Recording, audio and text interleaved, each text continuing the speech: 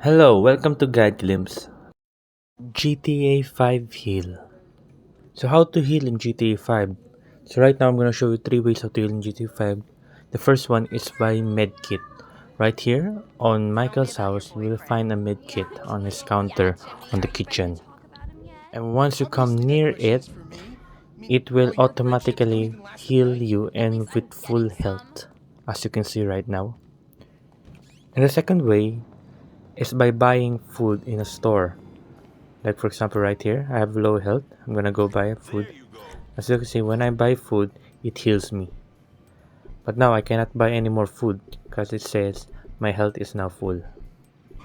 And the third way to heal in GTA 5 is by drinking in a vending machine. Like for example here, I'm at an ammunition store. I'll go buy a $1 soda. And when I do that, my health restored back to its normal health. So there you go. That's how you heal in GTA 5. Thank you. If you like the video, please consider giving us a thumbs up and subscribing for more content like this. Thank you.